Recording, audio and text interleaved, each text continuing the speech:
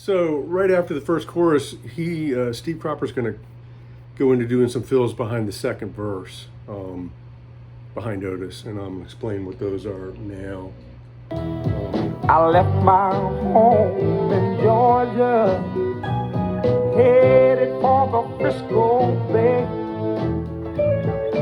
I've had nothing to live for. It look like nothing's gonna come my way.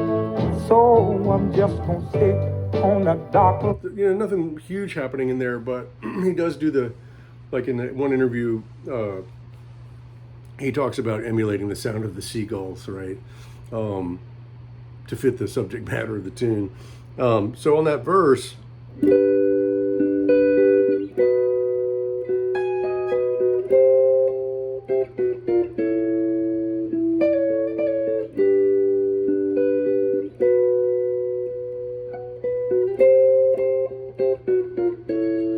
he does this thing where he's playing the triad of G, and we had this G chord, A-shaped bar chord, A-shaped G bar chord in the key of G, but an A shape. He takes his first finger and puts it where the third is, and he does this it's not particularly in a particular order picking wise. He's just trying to fill out the sound.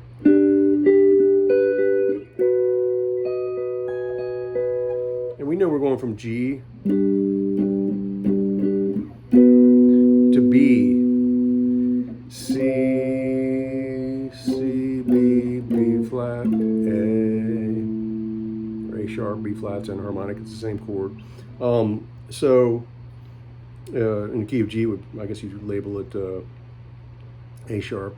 But in any case, you have basically just picking notes out of that little triad. And he's going up to the 16th fret because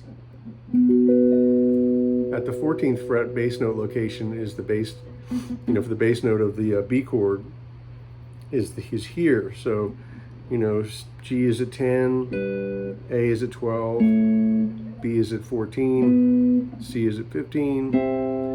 So his index finger, since he's just playing the triad on the B chord, instead of 14th fret bass note, it's going to be at the 16th fret. So we're going from 12, 16. He also flattens the high string down all the way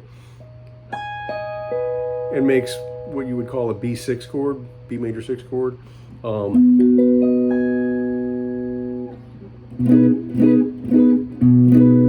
Kind of a, I don't know if he intended to do that, but it sounds cool. Kind of an interesting note to put on there. And so that's just flattening all the top four strings, Just picking out like that. And then he goes up a half step for the C triad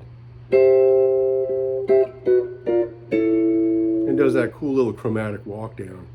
He'll hit the chord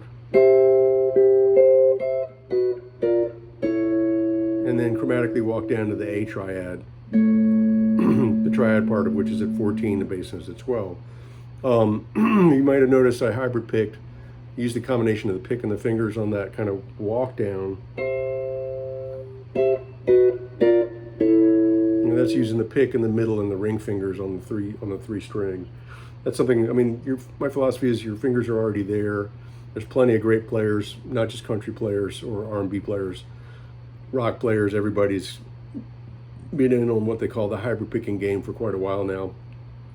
Really, the country players are really kind of who revolutionized it because they were trying to emulate pedal steel, and those guys have to play with their fingers. And a lot of the licks, utilize a combination of both.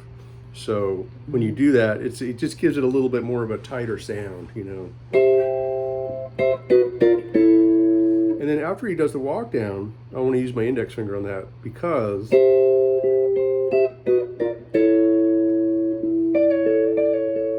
that's one of the seagull kind of sounds, right? So after he does the walk down, you have from the beginning,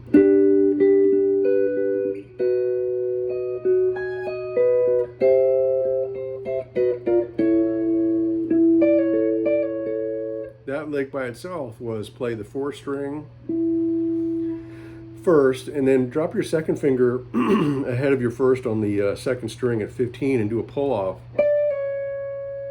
So the first finger is going to catch it, and then go to the 3rd string and do that lick twice. And context-wise, it sounds like this. Timing-wise, 3, 4, 1, 2, 3, and 4, and 1, 2, and 3, 4, 1, 2, 3, 4, 1, 2, 3, 4. I don't think he does the pull-off thing the second time. He might. I'll double check.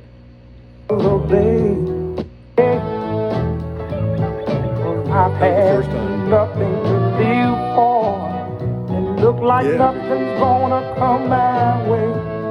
So I'm just gonna sit on the. Yeah, he does. He only does the pull-off thing the first pass, but he's still. He did one other thing there, which is kind of interesting.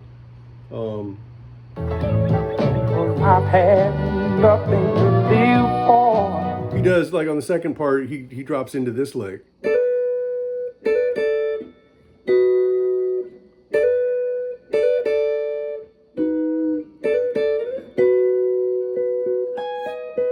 Now,